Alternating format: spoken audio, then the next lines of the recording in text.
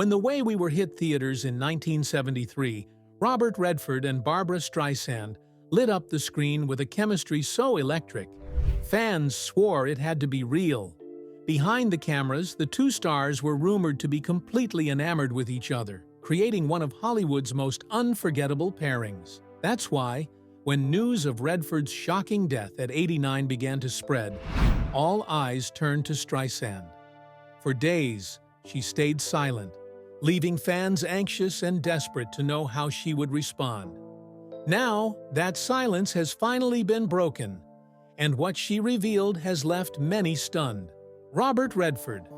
From small-town boy to Hollywood icon, Robert Redford wasn't just an actor. He was Hollywood royalty, the kind of star who could command a screen without saying a word. From Butch Cassidy and the Sundance Kid to The Sting and the unforgettable The Way We Were, alongside Barbra Streisand, Redford carved out a legacy that placed him among the greats. But long before he became the Sundance Kid, before the fame, the accolades, and the iconic golden hair that defined a generation, Robert Redford was just Charles Robert Redford Jr., a boy from Santa Monica with dreams far bigger than the life he was born into. Redford entered the world on August 18, 1936, the son of Martha Woodruff Redford and Charles Robert Redford Sr., an accountant. His roots ran deep, with Irish, Scottish, and English blood flowing through his veins, family lines stretching back to Galway, Scotland, and even Manchester, England. His ancestors were immigrants who arrived in New York in the 1800s, carrying with them a toughness that would eventually live on in Redford's own spirit. Of all the influences that shaped him, it was his mother, Martha, who left the deepest mark. She was warm, protective, and full of life, the kind of woman who held her family together with quiet strength. Redford adored her, and in many ways, she became his first and most important influence. She nurtured his creative side, encouraged his artistic spirit, and gave him the kind of unconditional support a restless boy needed. But tragedy struck far too soon. In 1955, when Robert was only 18, Martha died suddenly at just 40 years old. The loss devastated him, leaving a wound that never fully healed and shaping the way he looked at life, love, and family. Years later, he would often reflect on how much she meant to him, crediting her as the foundation of his passion for nature, his environmental activism, and his drive to live life authentically. During his childhood, the Redfords lived in Van Nuys while his father worked in El Segundo. Yet Robert's happiest memories didn't come from city life, but from summers spent in Texas with his maternal grandfather. There, surrounded by wide open spaces, fresh air, and a direct connection to the land, he discovered a deep love of nature. That early bond with the earth stayed with him for life, influencing not only his personal values, but also his path as a filmmaker and activist. At Van Nuys High School, he wasn't the model student.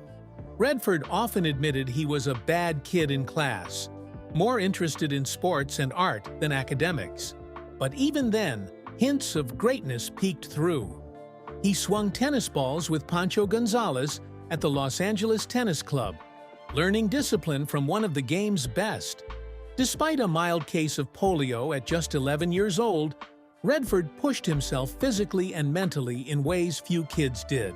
By 1954, he graduated and landed at the University of Colorado in Boulder, where, for a brief time, it looked like he might have a normal life. He joined the Kappa Sigma fraternity and even worked at a popular local spot called The Sink, where his face now lives forever in a mural. But Redford had a restless streak.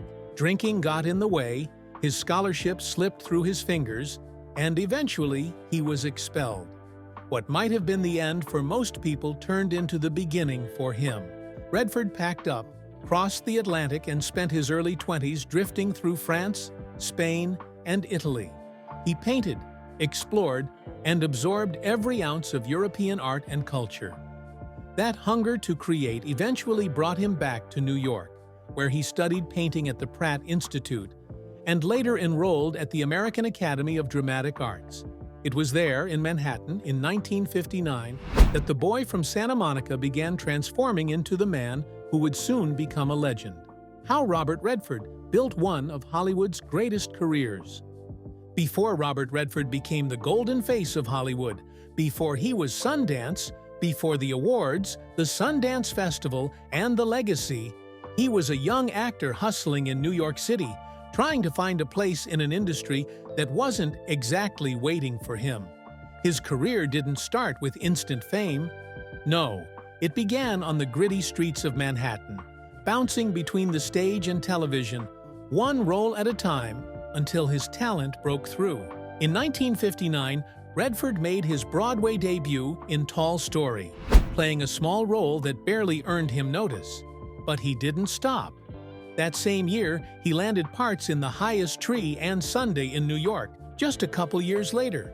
Still, the turning point came in 1963 when he stepped onto the stage as the buttoned-up newlywed husband opposite Elizabeth Ashley in Neil Simon's Barefoot in the Park. Suddenly, Redford wasn't just another working actor. He was a sensation.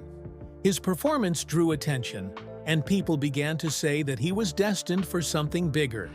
And they weren't wrong. While Broadway gave him his first taste of acclaim, television became his training ground. Starting in 1960, Redford's face began popping up everywhere. Naked City, Maverick, The Untouchables, The Americans, Perry Mason, Alfred Hitchcock presents Route 66, Dr. Kildare, The Twilight Zone, The Virginian. He was a familiar guest star, the kind of actor who could slip into any role, from a tortured soul to a charming rogue. In 1962, he even earned an Emmy nomination for the voice of Charlie Pont, proof that he wasn't just another pretty face. He had the chops to back it up. That same year, he scored his second film role in War Hunt. Soon after, he was acting alongside the legendary Alec Guinness in the dark comedy Situation Hopeless, but not serious. With each performance, Redford inched closer to becoming a leading man. By 1965, he won his first major recognition on the big screen, taking home a Golden Globe for Best New Star after his role in Inside Daisy Clover. In the film, he played a troubled movie star opposite Natalie Wood, a pairing so magnetic that the two reunited a year later in Sidney Pollack's This Property is Condemned, this time alongside Charles Bronson. By the mid-60s, Redford's career was building momentum. He starred with Jane Fonda in Arthur Penn's The Chase, a film that placed him in the same circle as Marlon Brando. It was the only time Redford and Brando would share the screen, a clash of two icons, one rising, one already cemented. Audiences couldn't take their eyes off him. His partnership with Jane Fonda didn't end there. They lit up the screen together in the film version of Barefoot in the Park in 1967. A massive success that confirmed Redford was now officially a star. Their chemistry was so undeniable that they would reunite over a decade later in The Electric Horseman, and again nearly 40 years after that, in Netflix's Our Souls at Night. Few on-screen duos in Hollywood lasted that long, but Redford and Fonda had a spark audiences never got tired of. Yet, despite his growing fame, Redford grew wary. Hollywood had a way of typecasting blonde, good-looking men, and he knew it. Offers rolled in. Roles in Who's Afraid of Virginia Woolf and The Graduate, but he turned them down. He wasn't interested in being boxed into a stereotype. Instead, he waited, searching for something that gave him more than just a handsome face on screen. That chance came in 1969.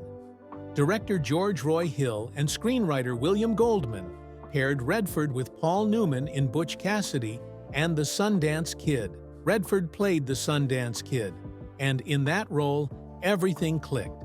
The movie was a phenomenon, cementing his image as the witty, reliable, slightly sardonic good guy. It didn't just make him a star, it made him a bankable Hollywood star. While he didn't snag an Oscar or Golden Globe nomination, he did take home a BAFTA for the role, alongside recognition for Downhill Racer, and tell them Willie Boy is here that same year. But nothing could prepare him for what happened next. From 1973 to 1976, Redford entered a golden streak almost no other actor has matched. It began with Jeremiah Johnson, which quietly built momentum at the box office. Then came The Way We Were, opposite Barbra Streisand, a romantic drama so powerful that audiences swore the chemistry between them was real. The film was the fifth highest-grossing movie of 1973, and suddenly, Redford wasn't just a star. He was a heartthrob. That same year, he reunited with Paul Newman for The Sting. The film wasn't just a hit. It was a cultural event, topping the box office in 1974 and becoming one of the highest-grossing films of all time. It also landed Redford his first and only Oscar nomination for Best Actor. In 1974, he stepped into The Great Gatsby alongside Mia Farrow, Sam Waterston, and Bruce Dern. It became another massive hit, ranking 8th for the year. To top it all off, Butch Cassidy and the Sundance Kid was re-released due to the popularity of The Sting, placing in the top 10 again. 3 Redford films in the year's top box office list, something no actor had achieved since Bing Crosby in the 1940s. By 1976, exhibitors voted him Hollywood's #1 box office star 3 years running. Redford wasn't just an actor anymore. He was a phenomenon, a man who defined an era of American cinema, one unforgettable role at a time. But behind the shine of box office gold was a story most fans didn't know. A story that almost rewrote one of the greatest love stories Hollywood has ever produced. Because, as it turns out, Robert Redford didn't even want to star in The Way We Were. The real reason. Robert Redford didn't want to star in The Way We Were. It's hard to imagine now, but the very film that gave us one of cinema's most unforgettable romances almost never came together the way we know it. Robert Redford's golden boy Hubble Gardner and Barbra Streisand's fiery Katie Morosky lit up the screen. Yet getting Redford into that role was anything but simple.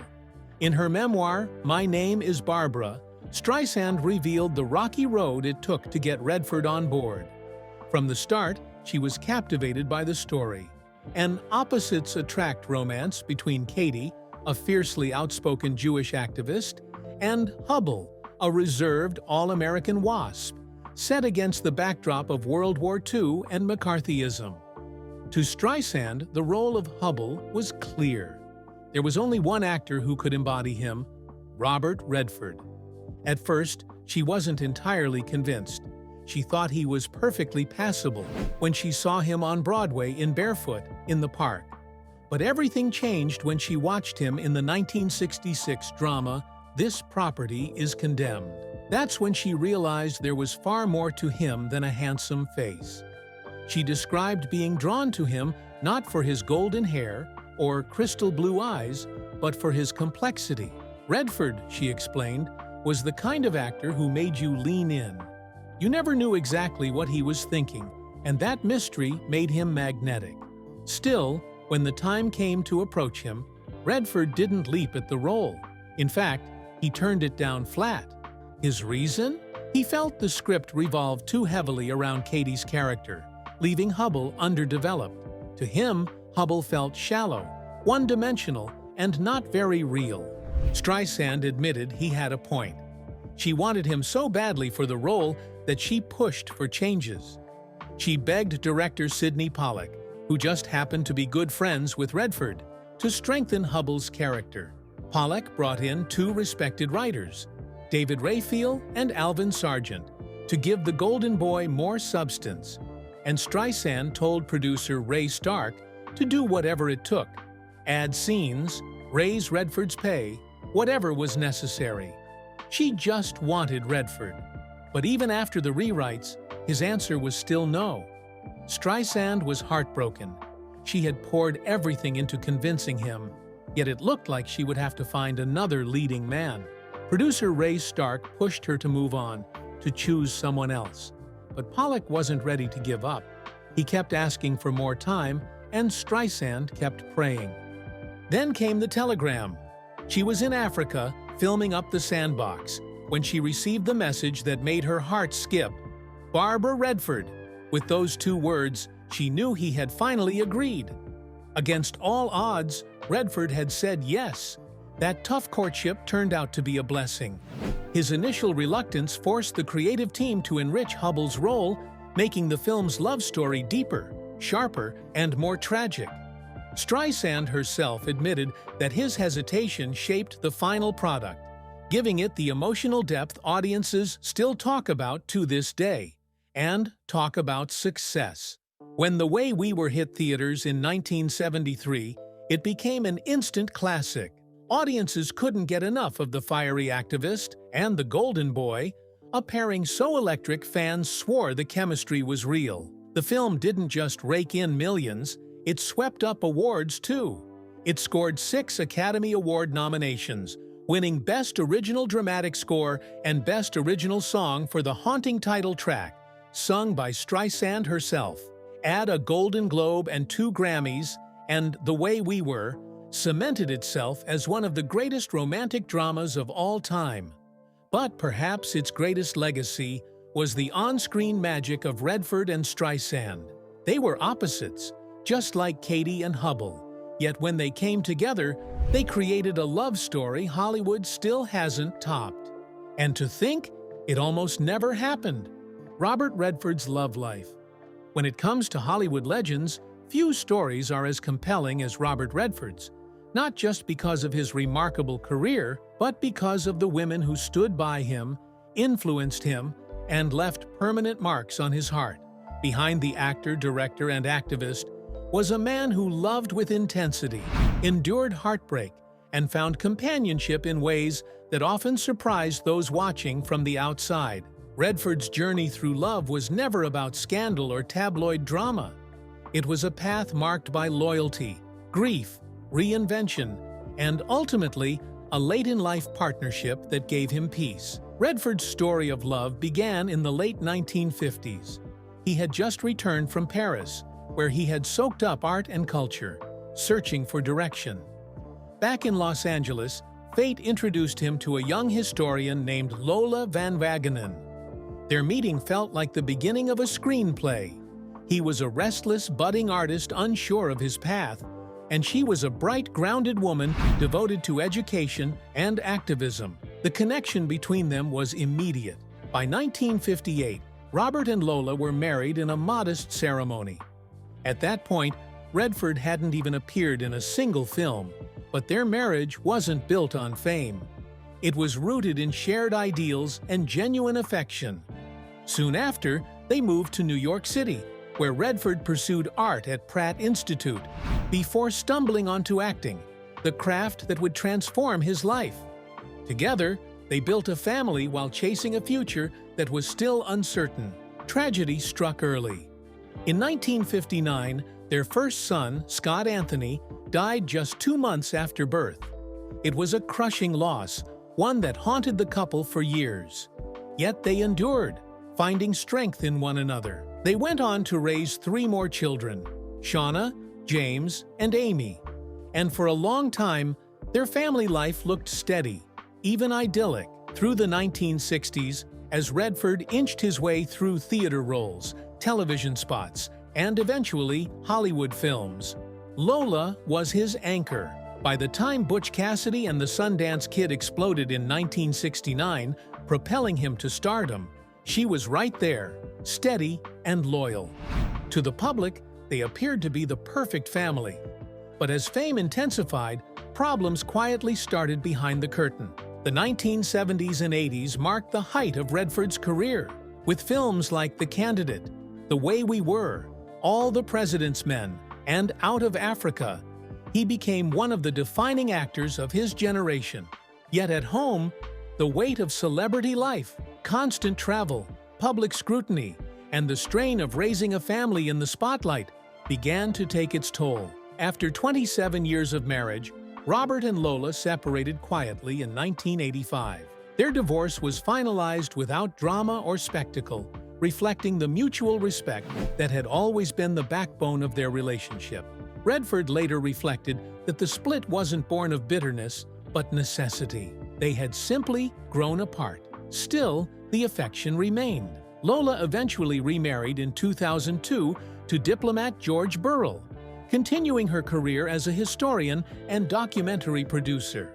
And though their lives diverged, her Utah roots would forever influence Redford.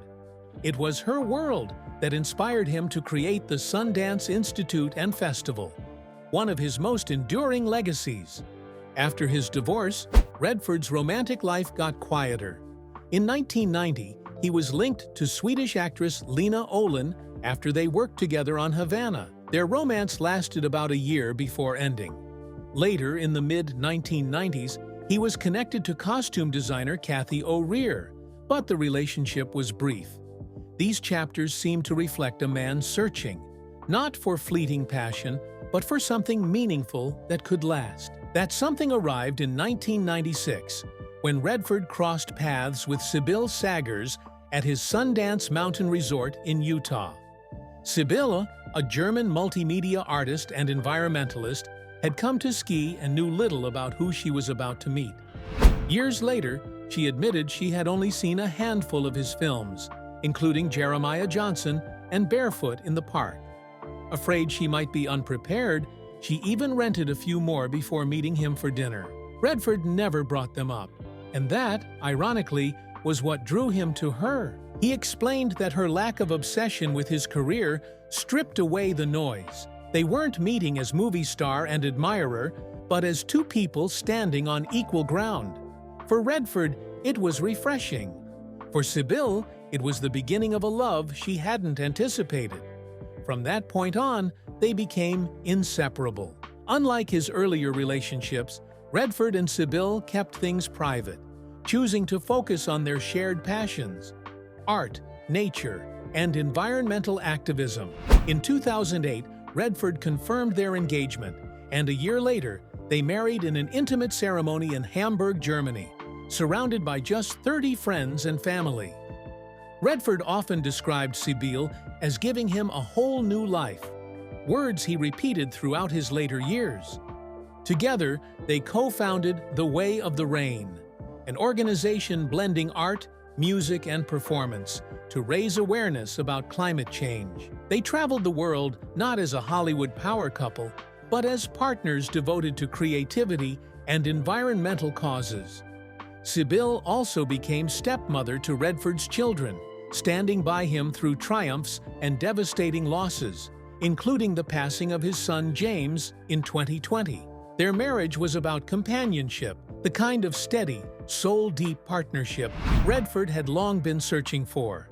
And in the end, it was this love, built on mutual respect and shared purpose, that carried him into his final years. For all his fame, fortune, and accolades, Redford's greatest role wasn't in film. It was the life he built, the family he loved, and the woman who stood beside him until the very end. But Redford's story of love wasn't only written in his private life. Beyond the walls of his home and the arms of the women he cherished, there were the romances that played out on screen, stories that captured the imagination of millions and often left the world wondering how much of the fire was acting and how much was real. Because for all the devotion he gave to Lola and later to Sibylle, his leading ladies had their own complicated tales of working with him, tales that revealed the same push and pull, the same tension between intimacy and distance that defined so much of who Robert Redford was. The co-stars who loved Robert Redford, and the friction behind the chemistry. Robert Redford may have been Hollywood's golden boy, the heartthrob with the sandy blonde hair and piercing blue eyes, but behind that image, life on set wasn't always picture perfect. For decades, he made women across the world swoon, yet some of his most famous co-stars, Barbra Streisand, Jane Fonda, even Meryl Streep, tell a different story. Redford was a man fiercely protective of his image, a man whose boundaries sometimes caused tension with the very women who adored him most. Take The Way We Were in 1973. The film remains one of Hollywood's great romances, and its secret weapon was the undeniable chemistry between Robert Redford and Barbra Streisand. On screen, they were magnetic. Off screen, things were complicated. Streisand admitted in her memoir that she had been infatuated with Redford, even taking it upon herself to convince him to star opposite her in the film. Writer Robert Hoffler claimed her feelings were so strong that Redford grew wary. In fact, he reportedly wore 2 athletic supporters, yes, 2, during their love scenes, just to protect himself. If that wasn't enough, he even pushed Streisand to wear a bikini in bed scenes, making sure their moments together looked G-rated instead of intimate. And then there was the infamous line. During a sex scene, Redford was supposed to say, "It will be better this time." He flat out refused. Why? Because in his mind, Robert Redford was never bad in bed, so his character couldn't be either. Hoffler wrote that Redford was determined to keep that flawless image intact, even if it meant rewriting the script in real time. Rumors swirled for decades about whether the sparks between them spilled over into real life. Streisand never confessed to anything beyond friendship, but one insider swore there was at least some flirtation happening when the cameras stopped rolling. And still, despite the tension, the finished film remains one of the most beloved romances of all time. After Redford's death, Streisand herself posted a moving tribute on Instagram. She called every day on set exciting, intense, and pure joy. She reminded fans how opposite they were. He loved horses. She was allergic to them. Yet they couldn't stop trying to figure each other out, just like Katie and Hubble. That paradox, the push and pull between them, may have been what made their chemistry so unforgettable. But Barbra Streisand wasn't the only leading lady who clashed with Redford. Enter Jane Fonda, his on-screen partner in no fewer than 5 films, from 1967's Barefoot in the Park to their final outing in 2018's Our Souls at Night. On screen, they made magic. Off-screen, things were a little trickier. In interviews, Fonda has admitted she was always in love with Robert Redford. But because they were both married at the time, nothing ever happened. Years later, when Redford heard about her confession, his reaction was classic Bob. "I didn't know she was in love with me." Still, their relationship wasn't without bumps. In 2015, Fonda revealed that Redford did not like to kiss and was always in a bad mood. She chalked it up to him having an issue with women, though she never explained exactly what she meant. At the Cannes Film Festival in 2023, Fonda spoke even more candidly. She admitted that while she adored Redford, working with him sometimes left her second-guessing herself. "He's always in a bad mood, and I always thought it was my fault," she said. Still, she called him a very good person and someone she deeply admired.